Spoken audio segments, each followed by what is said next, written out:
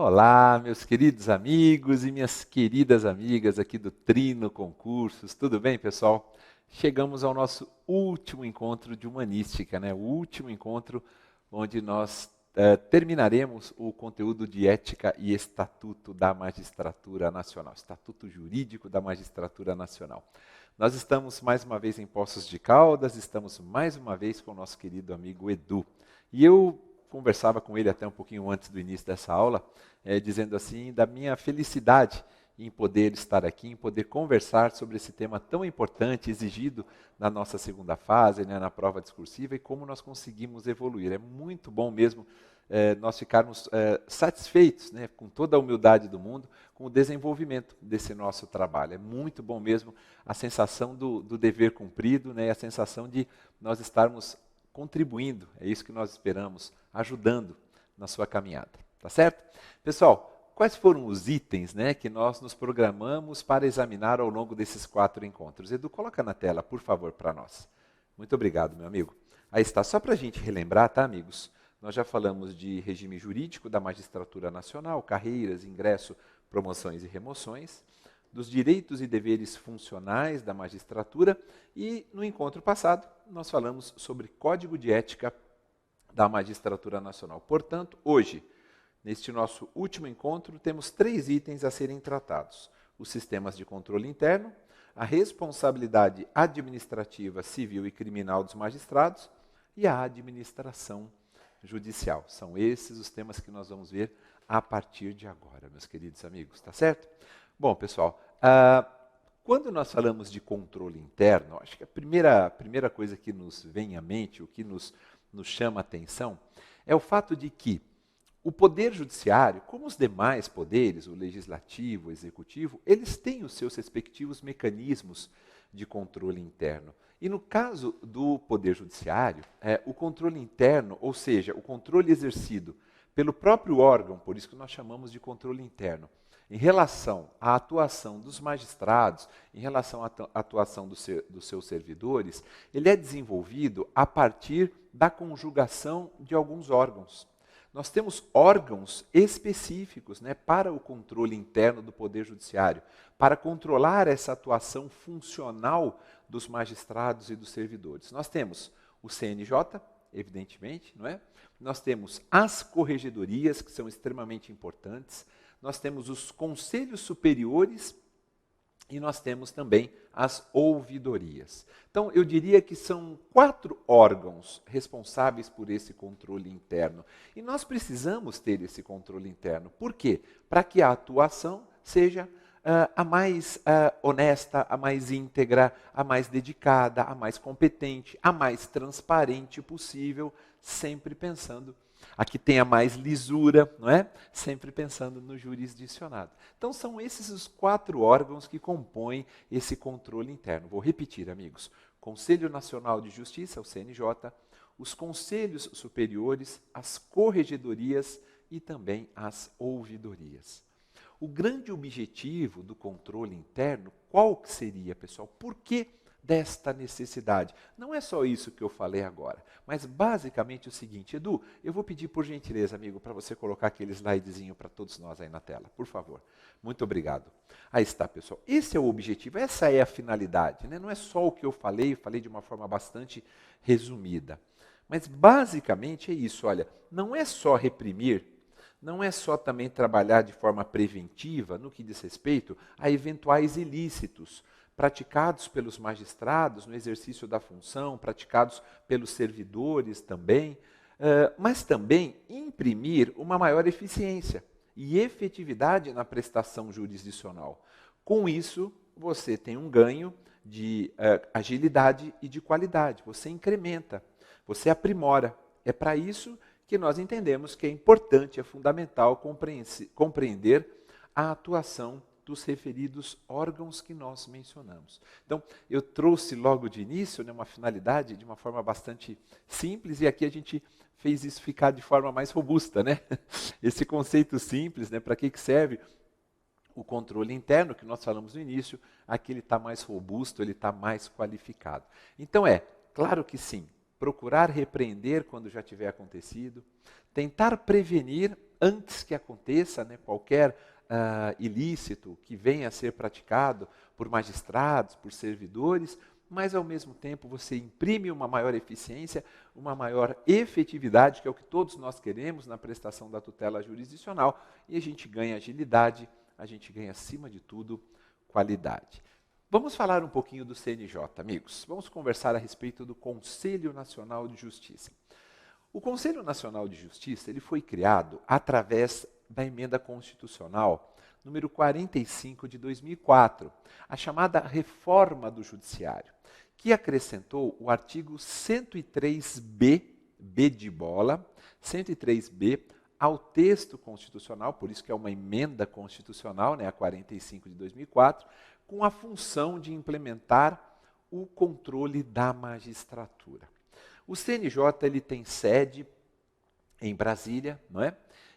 Ele também tem atuação em todo o território nacional, evidentemente, por isso que ele é um Conselho Nacional de Justiça. A data de funcionamento do CNJ é uma data até emblemática para mim, por uma questão pessoal, eu me recordo. A data de início de funcionamento do CNJ foi dia 14 de junho do ano de 2005, e é importante nós lembrarmos também que outros países têm órgãos muito semelhantes ao CNJ, ou poderíamos até dizer idênticos, né? Na França nós temos, em Portugal, eu tive até a felicidade de conhecer este órgão, também temos, e temos também na Itália. Eu vou ficar somente nesses 3 países europeus. E o objetivo do CNJ, para além do objetivo do controle interno, né, que nós falamos anteriormente, o objetivo do CNJ é o de, atuando administrativamente, né, mediante ações de planejamento, coordenar, controlar administrativamente, como eu disse, e também aperfeiçoar o serviço público quando da prestação da justiça. Este é o grande objetivo do CNJ. Esta é a grande finalidade do CNJ. Quando o CNJ foi criado, nós tivemos muita resistência, nós tivemos trabalho político, no sentido de que não haveria necessidade da criação desse órgão, mas a ideia sempre foi, e depois que a ideia, né, depois que o pensamento acabou sendo consolidado, melhor dizendo, a ideia sempre foi de criação de um órgão que pudesse atuar administrativamente. O CNJ teria esse papel. Por isso que a gente pode afirmar, teria como de fato tem. Ele não pode extrapolar, atuar jurisdicionalmente. Não é essa a atribuição, não é essa a função do CNJ. Ele tem função interna, função administrativa. É órgão interno do Poder Judiciário e não há qualquer óbice quanto à sua manutenção, né? O Supremo, inclusive, já mencionou nesse sentido, já trabalhou nesse sentido. E repito, para além do CNJ, a gente tem os conselhos superiores, a gente tem as corregedorias, a gente tem as ouvidorias, né? Todos esses órgãos podendo controlar a atuação dos magistrados, podendo também atuar no controle, né, verificar principalmente o controle de atuação dos servidores. É muito importante que a gente compreenda esse contexto. Mas voltando à questão do CNJ, o próprio texto constitucional, amigos, no seu artigo 103b, parágrafo 4º, ele estabelece funções a serem exercidas por este conselho. O CNJ tem competência para controlar, repito, a atuação profissional, a atuação administrativa, a atuação financeira. Quando eu falo profissional, não é jurisdicionalmente, é claro, né? Do Poder Judiciário, e verificar, constatar o cumprimento de todos os deveres funcionais dos juízes. Cabe ao CNJ, segundo, repito, artigo 103b, parágrafo 4º da Constituição, algumas funções específicas que foram ali delimitadas. Maurício, para uma prova discursiva, você acha que valeria a pena eu reler, né? Eu lembrar do texto do 103b, parágrafo 4º? Sim, sim, porque existem perguntas que são extraídas dali, não é? São extraídas desse dispositivo, do 103b, parágrafo 4º da Constituição, que traz algumas funções ali do CNJ. Eu vou pedir para que o Edu coloque na tela, e aí a gente vai trabalhando esses slides, a gente vai falando um pouquinho de cada uma dessas funções do CNJ, né? Ou seja, o que seria a sua competência? Por favor, Edu, pode colocar. Muito obrigado, meu amigo. Aí está, pessoal. Olha, o Edu já, inclusive, trouxe logo no início, né, o dispositivo legal pertinente.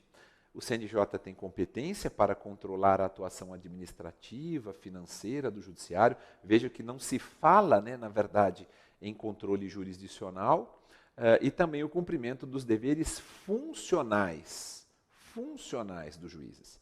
Aí a gente tem lá, olha, pessoal, na letrinha A, zelar pela autonomia do judiciário, pelo cumprimento do estatuto da magistratura, podendo expedir atos regulamentares no âmbito da sua competência ou mesmo recomendar providências. Nós temos recomendações do CNJ, nós temos resoluções do CNJ, como vocês sabem bem. O Edu já colocou na tela também mais algumas dessas funções do CNJ, né? Letra B. Zelar pela observância do artigo 37, tão conhecido por todos nós, né? Pela sigla LIMP.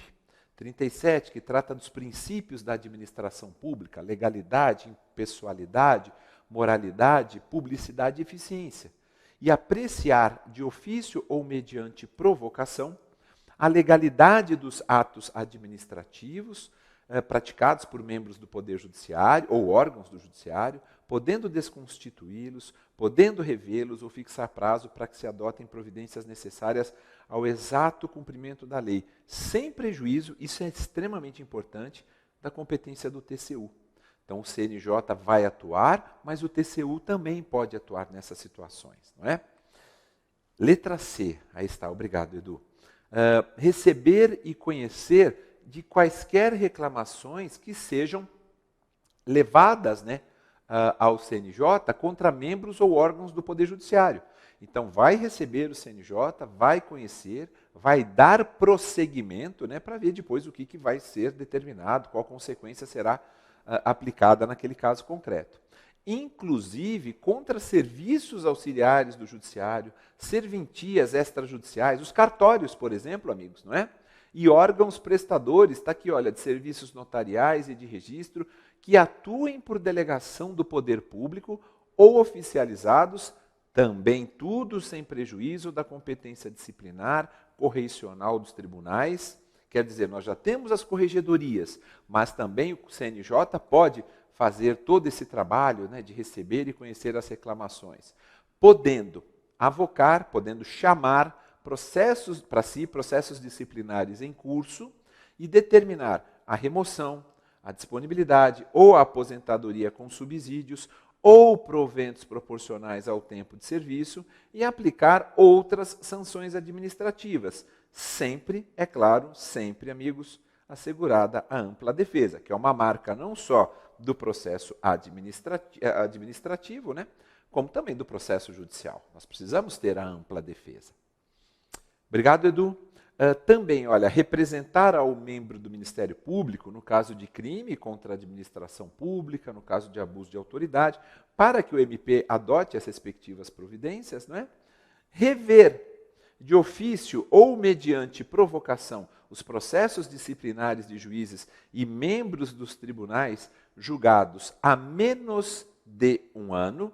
Isso daqui é extremamente importante também. Vale ressaltar que, conforme decidiu já o Supremo, a competência originária do CNJ para a apuração disciplinar, amigos, fazer apenas um parênteses aqui, ao contrário da revisional, não se sujeita ao parâmetro temporal previsto no 103B, parágrafo 4º, inciso 5, perdão, da Constituição Federal, tá? Que diz lá, há menos de um ano. O Supremo decidiu ainda que o CNJ tem preponderância sobre os demais órgãos do Poder Judiciário, com exceção, é claro, do STF. Isso aí a gente já sabe há bastante tempo, não é, Edu? Pode mudar, Edu? Obrigado, amigo. Aí está, pessoal. Elaborar semestralmente, não é anualmente, um relatório estatístico sobre processos e sentenças prolatadas por unidade da federação nos diferentes órgãos do Poder Judiciário. Só uma observação, pessoal, né? O relatório do CNJ em números é extremamente importante para que a gente acompanhe como é que o Poder Judiciário está atuando, número de demandas ainda existentes, quantas estão pendentes. Isso é extremamente importante para a gente saber se nós estamos evoluindo, se nós estamos regredindo, né, se nós estamos voltando atrás, como é que o Judiciário tem lidado com essa litigiosidade em massa que nós temos, tá certo? Pode voltar lá, Edu, por favor? Muito obrigado. E é por isso que a gente tem ali, olha, na letrinha G, né, o último, elaborar relatório anual, propondo as providências que julgar necessárias sobre a situação do PJ no país e as atividades do Conselho, o qual deve integrar mensagem do presidente do Supremo a ser remetida ao Congresso por ocasião da abertura da sessão legislativa. Então vejam, amigos, um dispositivo constitucional dizendo qual é a competência do CNJ, né, dizendo o que é que o CNJ precisa fazer, quais são as suas funções, justamente com a finalidade de que esse controle do Poder Judiciário seja realizado de maneira profícua, administrativamente, o CNJ oriente, olha, aqui a gente tem que seguir nessa direção, aqui a gente vai ter que punir, vamos ter que, infelizmente, por conta de situações que foram constatadas, eventual prática de crime, né, contra a administração pública ou abuso de autoridade, nós vamos representar ao MP, para que o MP tome as devidas providências, né, sendo titular da ação penal. Vocês perceberam que o CNJ tem que, exercer essa função. Por que eu falo tem, né, do verbo ter mesmo? Porque nós precisamos algo além das corregedorias.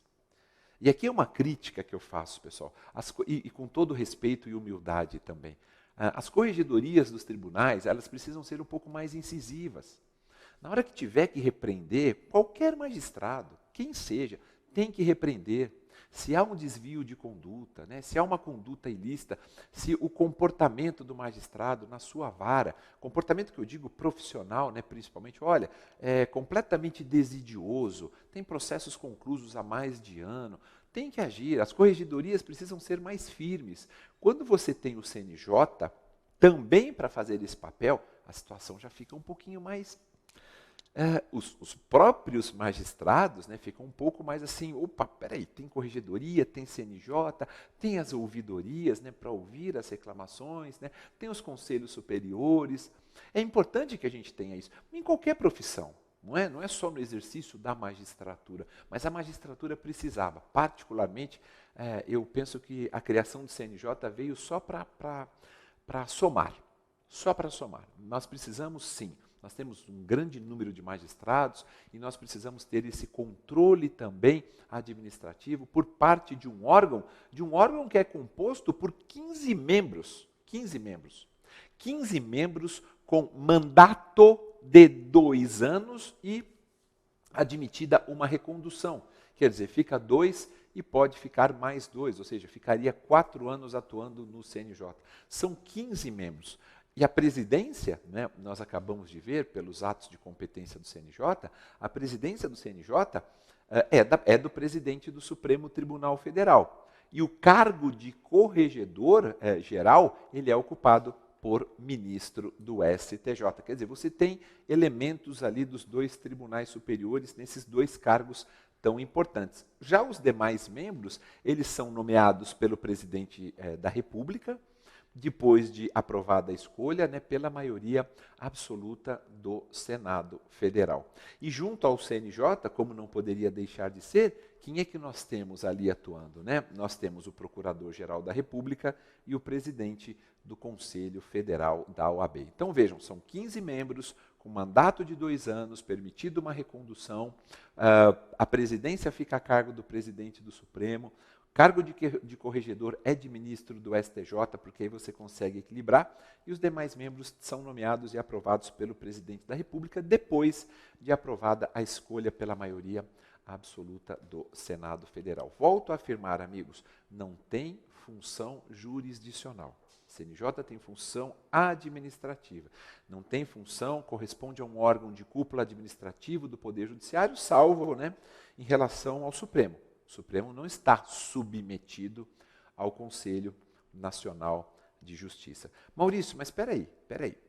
Tudo bem, eu entendi que que é um controle administrativo, que são decisões administrativas, aquelas proferidas pelo CNJ. Não só as decisões, né? Também podemos ter resolução, como eu falei, podemos ter recomendação. Essas decisões administrativas do CNJ são, pelo menos, passíveis de controle jurisdicional pelo Supremo? São.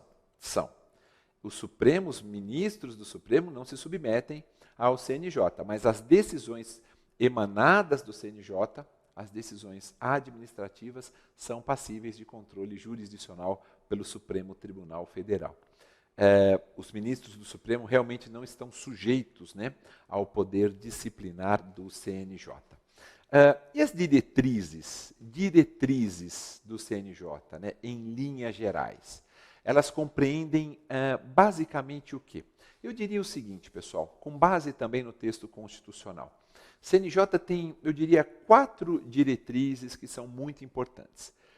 Como é um órgão administrativo, ele é responsável por um planejamento estratégico, por proposição de políticas judiciárias. Cabe ao CNJ tentar organizar administrativamente o poder judiciário de uma tal forma que nós consigamos perceber quais são as metas, não é? Tanto é que nós temos metas do CNJ.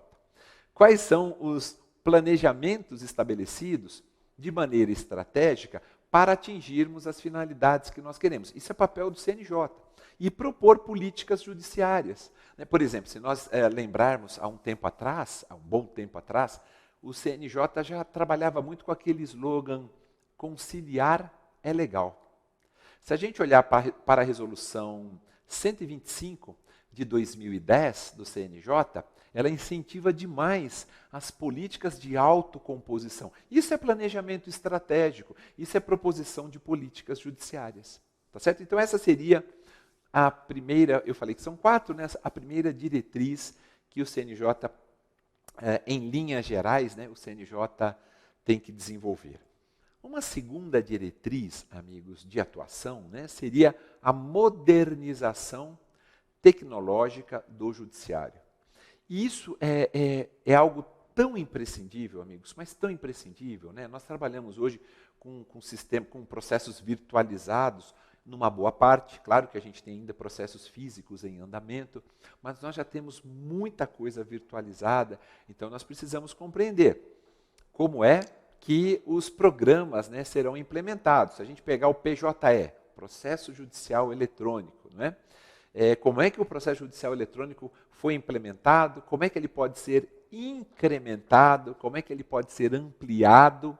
Essa modernização tecnológica do judiciário também é uma diretriz do CNJ, porque nós precisamos ter os tribunais cada vez mais atentos à necessidade dessa modernização, dessa atualização tecnológica. Isso é imprescindível para todos os tribunais, independentemente da realidade de um país como o nosso, de dimensão continental. Eu falo isso porque muita gente no nosso país não tem esse acesso à tecnologia que o judiciário precisa ter, mas de uma certa forma, no futuro, né, vão ter que ter. E aí, obviamente, que você vendo, eu falo vão ter que ter no seguinte sentido, o CNJ atuando para que o judiciário se torne mais fortalecido na questão da modernização tecnológica.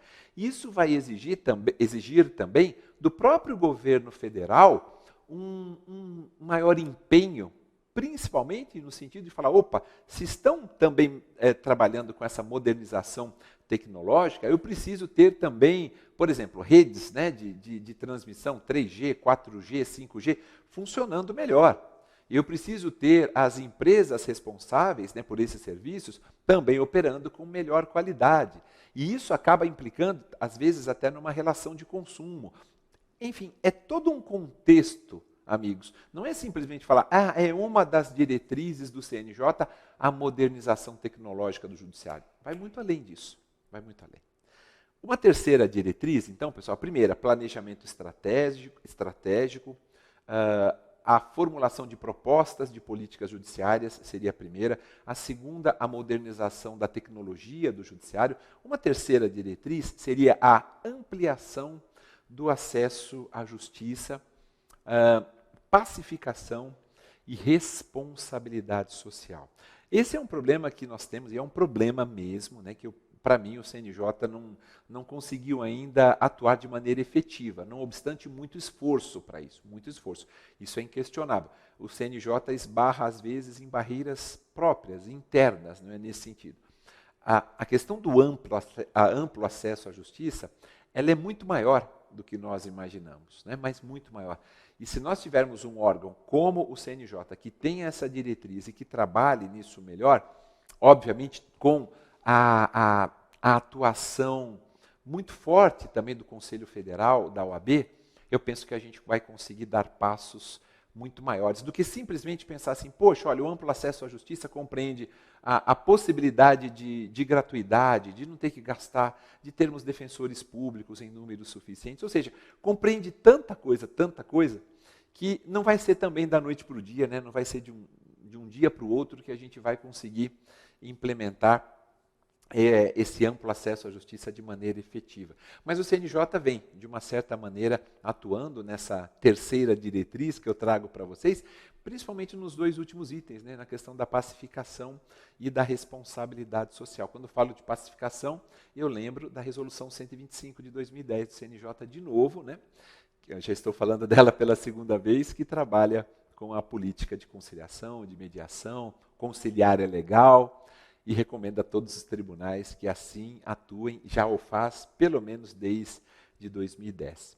Uma quarta e última diretriz do CNJ seria a garantia do efetivo respeito às liberdades públicas e também às execuções penais. Essa é uma função do CNJ, precisa atuar nas execuções penais, principalmente.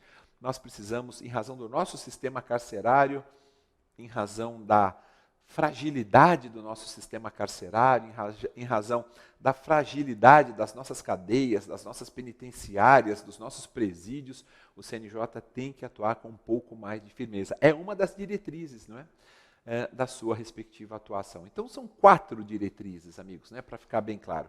Vou repetir só para a gente finalizar.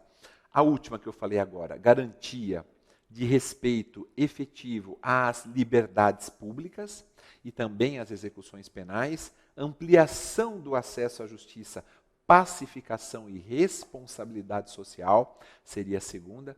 Terceira, atuar cada vez mais nessa necessidade de modernização tecnológica do Poder Judiciário. E a quarta e última, ser o responsável, dentro dessa diretriz tão importante, pelo planejamento estratégico, pela proposição de políticas judiciárias, para que os tribunais como um todo sigam aquilo que venha a ser determinado. Claro que o CNJ, saindo um pouquinho agora das diretrizes também, amigos, né? O CNJ também tem normas internas, né? Então nós precisamos também levar isso em consideração, que são estabelecidas em regimento. Então a gente tem um regimento específico do CNJ, cujo objetivo é a melhoria, é você aprimorar o processo de controle administrativo do próprio CNJ e também na prestação de serviços à cidadania, tá certo?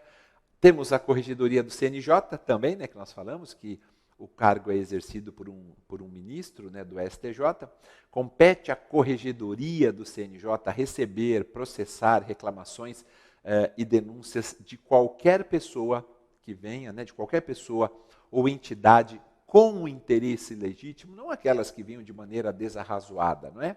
Mas que venham com motivo legítimo, com interesse legítimo, relativamente a todos os magistrados, relativamente aos serviços judiciários auxiliares, às serventias, à serventia extrajudicial, ou seja, aos cartórios também, né? Compete à própria corregedoria do CNJ. Ela tem essa atribuição.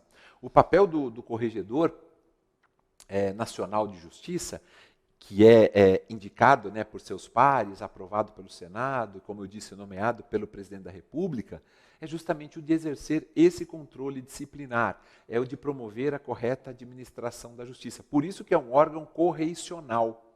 Então, além do conselho, aliás, dentro do conselho, nós temos o papel do corregedor nacional de justiça, tá? Não é a função de um corregedor nacional não é a função de punir, mas principalmente, né, ele não tem a função precípua de punir, mas sim principalmente de apurar todos os fatos trazidos ao seu conhecimento, de permitir que a ampla defesa seja implementada e de levar à apreciação do plenário do CNJ, é isso que deve ser feito, né, as questões mais graves. Depois, se os amigos quiserem dar uma olhadinha sobre as atribuições do Corregedor Nacional de Justiça, eu recomendo o mesmo artigo, o 103B, B de bola, da Constituição, mais especificamente no seu parágrafo 5º, e também no regimento interno do CNJ, o seu artigo 31 também, que é extremamente importante, pessoal. Tem mais um ponto importante que eu queria falar, já que nós falamos de receber denúncias, né, reclamações, sejam de pessoas físicas, de entes devidamente legitimados, com interesse também nesse sentido. É bom lembrar, amigos, que qualquer cidadão no sentido mais amplo, né, mais lato, pode representar junto ao CNJ. Tá bom, amigos? É muito importante que a gente faça essa referência. E só para que a gente possa terminar, já que a gente falou de CNJ, a gente falou um pouquinho também das corregedorias, né? Falamos também um pouquinho dos conselhos superiores, né? A gente tem o Conselho Superior da Magistratura, também cada tribunal tem o seu Conselho Superior da Magistratura. Falamos rapidinho, mas falamos. Não posso deixar de fechar esse bloco, a gente está estendendo um pouquinho mais, sem falar das ouvidorias, tá certo, pessoal? As ouvidorias têm um papel extremamente importante. Querem ver? Edu, põe na tela para nós, por favor. Muito obrigado, meu amigo. As ouvidorias, elas funcionam como um canal receptor de queixas, de coleta de sugestões para o aprimoramento do serviço, inspiradas, sem sombra de dúvidas, na figura do ombudsman, e o CNJ também tem sua ouvidoria. Os tribunais todos têm as ouvidorias, você pode formular ou formalizar, né, as suas reclamações através de telefone, às vezes através de e-mail, você tem um canal direto com as ouvidorias dos tribunais. O CNJ também tem a sua ouvidoria, canal de comunicação com a sociedade, que foi criada pela Resolução 67 de 2009. Não serão admitidas pelas ouvidorias, né, já que elas têm esse papel de ouvir e, evidentemente, né, de apurar, de verificar o que é que acabou acontecendo naquela reclamação, né, coleta essas sugestões para aprimorar o serviço público, mas não serão admitidas pelas ouvidorias consultas não, postulações, né, que exijam providência ou manifestação da competência do plenário e também da Corregedoria Nacional de Justiça. São situações pontuais, a gente não pode esquecer disso. Por isso que naquele slide eu mencionei para vocês, se constituem as ouvidorias num canal de recebimento, canal receptor das queixas e de coleta de sugestões para o aprimoramento do serviço. Se efetivamente, né, você quiser fazer qualquer tipo de consulta, não se dará através das ouvidorias. Ah, Maurício, eu quero reclamar contra alguém. A ouvidoria vai te ouvir, reclamar contra um determinado magistrado. A ouvidoria vai te ouvir, mas ela vai repassar para o órgão competente. Se for a ouvidoria do tribunal, repassa para a corregedoria, tá certo? Mas não é o papel da ouvidoria fazer essa apuração de uma eventual infração cometida por um magistrado. Então nós temos, claro, que os papéis muito bem definidos, né? Quando eu comecei a falar das diretrizes, das funções do CNJ, as corregedorias dos respectivos tribunais também atuando nesse controle interno, os conselhos superiores da magistratura que nós temos e as ouvidorias também. Só que as ouvidorias, repito, como se assemelham muito à figura do ombudsman, elas têm essa função mais de ouvir e depois, obviamente, de repassar para os órgãos competentes. Então, algumas situações não serão de competência da própria ouvidoria.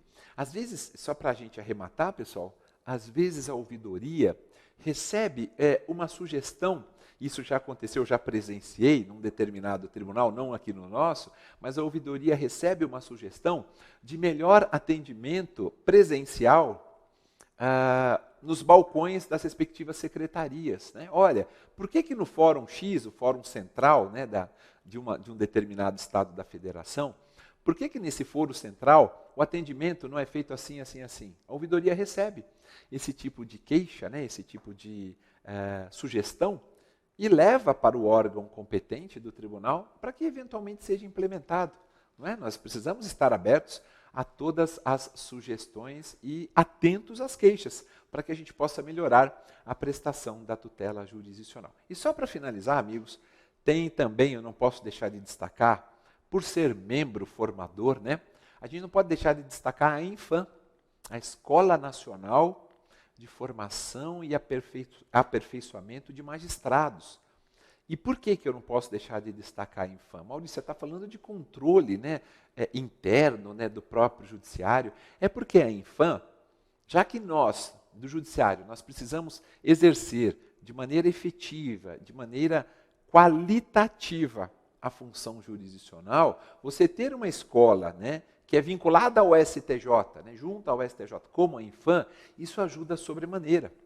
A Infam, ela tem, dentre outras funções, regulamentar cursos oficiais para o ingresso, para a promoção na carreira. Aí você também vai se atualizando, né, nesses cursos que são regulamentados pela Infam, você vai crescendo, você aprimora a prestação jurisdicional que presta, quer dizer, o magistrado começa a ter um conhecimento muito mais amplo do que ele já tem, né, no seu dia a dia, por conta desses cursos, que são normalmente ministrados por profissionais muito competentes, muito capazes. Enfim, amigos, eu penso que vale muito a pena. O papel da Infam é necessário que a gente destaque. Por quê?